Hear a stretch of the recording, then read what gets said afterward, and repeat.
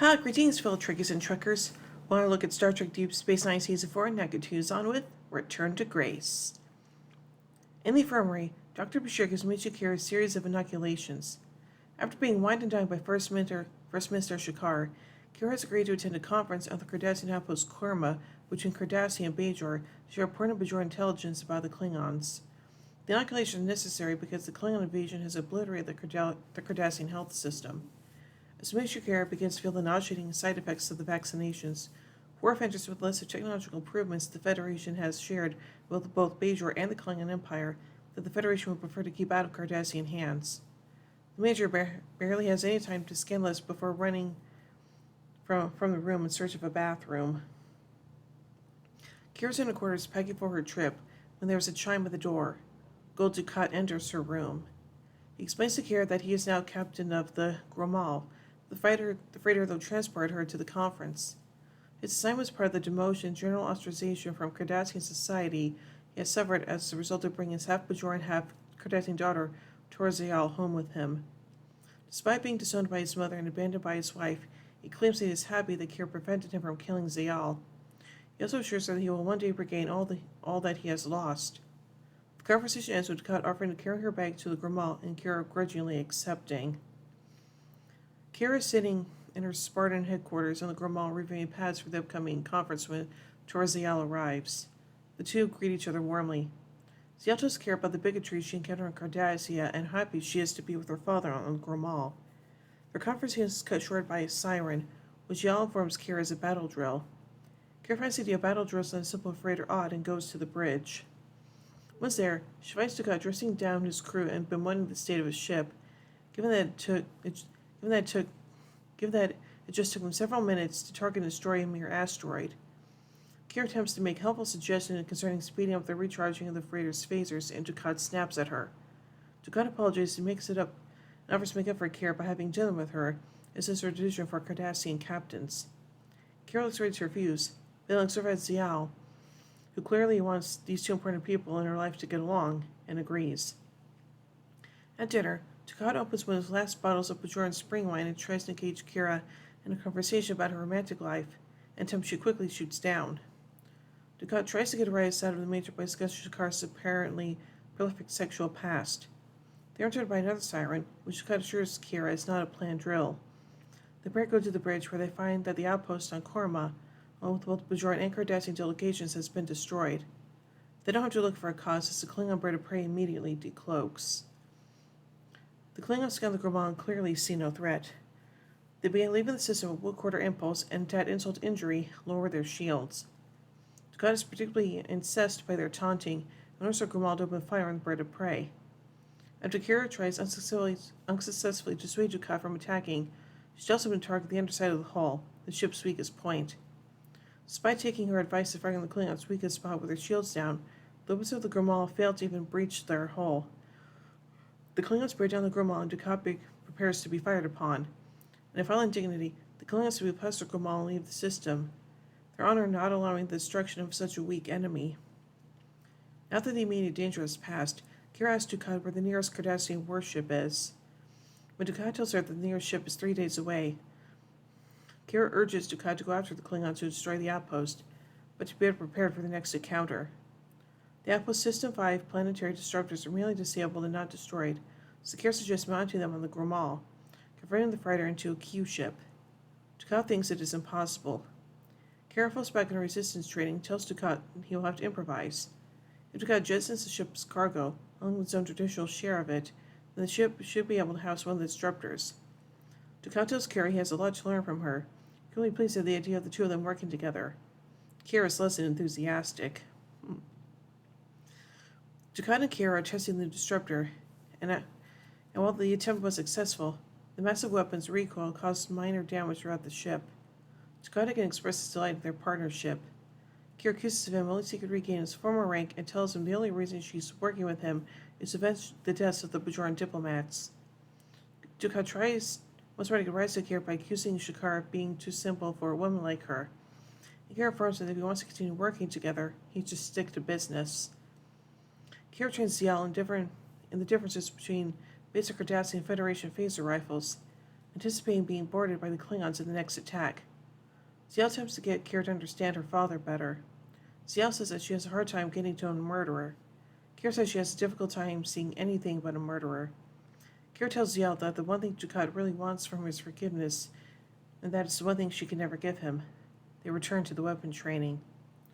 Kira and Dukat are now on the bridge, trying to discern the Klingons' next target. Dukat's settles on Loval, a world on the other side of the sector from the bulk of the Cardassian fleet, and one that houses a covert weapons research facility. Based on previous Klingon targets, Dukat believes Klingon intelligence is aware of that facility, making it a choice target. Dukat and Kira plan to use a false dilithium signature to lure the Klingons to them using the Grimal's transceiver array. Dukat makes another unsuccessful pass at Kira and then orders his helmsman, Damar, to set course for Loval. Grimal arrives where the Klingons at Loval and prepare its decoy. While waiting for the Klingons to arrive, Dukat ponders aloud what he will do when he regains his rank. The current focus of attention is at Gul Marat, an upcoming officer he believes is having an affair with his wife. Dukat plans to post him on to the IC embassy on Breen. His daydream is interrupted by the arrival of the Klingons. The Klingons have taken the bait and locked their disruptors on the Grimal. They demand their surrender. The Klingons lock the tractor beam. Dukat orders Kira to fire the new weapon. The blast breaches the bird of prey's hull and disables their engines, but the Klingons still manage to return fire, severely damaging the Grimal. Realizing that one more hit will destroy them, Dukat turns to Kira to improvise. Kira and Dukat beam onto the Klingon ship after defeating 2 officers. Kira manages to use the Klingons' transporters to be the entire crew of the Grimal to the bird of prey and vice versa. Kira enjoys the idea of the Klingon captain having to explain what happened to his superiors. Dukat tells her he won't get the opportunity and fires on the Grimal, destroying it and killing its new Klingon crew. After securing the ship, Kira finds a list of the location and targeting priorities for all Klingon ships in Cardassian space. Armed with this stunning military victory and this intelligence boon, Dukat contacts his government, fully expecting to be restored to his former position. Dukat later transmits communication and tells Kira that despite the intelligence find, the Depata Council is still looking for a diplomatic solution with the Klingons, has recalled Dukat to his position as military advisor. Dukat thinks there is little value to being the military advisor to a people who will not fight back. He thinks his people are paralyzed and defeated, afraid to risk losing what they have by fighting the Klingons. Dukat decides if no one else will fight the Klingons, he will do so alone. Kira is stunned at what Dukat is proposing, tells him that, unlike her people's fight against the Cardassians, he will be alone in his fight. Dukat responds by asking Kira to join him. He needs her help, and if Cardassia falls to the Klingons, Bajor will be the next target. Dukat tries to convince her that being a resistance fighter is what she was meant to do. Later, in a corridor, Ziyal approaches Kira with a TikTok and asks to demonstrate a knife trick that Damar showed her. Kira easily deflects the attack and tells her that the best way to survive a knife fight is to never get in one. Ziyal says she'll need help to fight the Klingons. Kira decides there is another way she can help. Kira, back on the bridge, has declined Dukat's offer, but does have another proposal. She tells Dukat about the intense emotional, physiological stress of the life he is now choosing and suggests that he needs to keep Ziyal from that life. Kira offers to watch over Ziyal in Deep Space Nine. When Dukat asks her why she's doing this, she responds that Ziyal reminds her a lot of herself and she doesn't want Ziyal to go through what she did. Dukat agrees to Kira's proposal, taking great delight that their lives are so intertwined.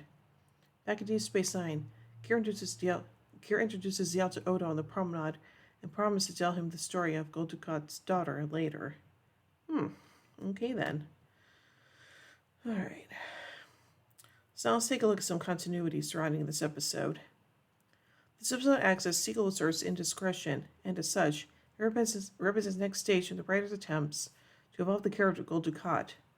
Episodes such as the Maquis Part 2, Civil Defense, Defiant, Explorers, and The Way of the Warrior have created a much softer picture of him than seen in the first season and the earlier episodes of the second season, such as the episode Cardassians, where he is very much the villain of the piece. Also, Civil Defense introduced the fact that Dukat was attached to Kira, something which was very much to the fore in Indiscretion, as well as it is here, and again in Sons and Daughters. During a scene in the teaser where Kira and Dukat before they leave the station, Dukat says, "Everything I lost, I will regain. It's only a matter of time." This comes to pass in Season 5 in apply Inferno's light. Gul Dukat attempts to convince Kira to teach him and his crew to wage a guerrilla war against the Klingons, based on her previous experience as a resistance fighter during the occupation. Ironically, Kira does wind up teaching Cardassians to be terrorists, which helps to mark his rebellion against the Dominion during Season 7. Kira's comparative analysis of Starfleet Type 3 phaser rifles versus Cardassian Starter rifles mirrors a real-world debate in military circles between the American M16 and the Soviet AK-47. Dukat's actions mirror those of Kirk in Star Trek III, The Search for Spock. In Kirk's case, however, he will be commanded the Federation Starship USS Enterprise and what would be its last mission in that movie. Both, however, do confront a Klingon bird of prey in a vessel that cannot fight it directly. In both cases, the Klingon crew is beamed over to the other ship. Dukat, also like Kirk, destroys his own ship and commandeers the bird of prey. So overall, I think this episode is kind of interesting, and yeah, it's good to see Torres Zial again and stuff like that, and yeah, it's a good thing that Kara will be looking after her on Deep Space Nine. So yeah. So overall, I give Return to Grace 3 warp cores out of 5. Well, anyway, tune in a bit as we take a look at the next episode, Sons of Mog.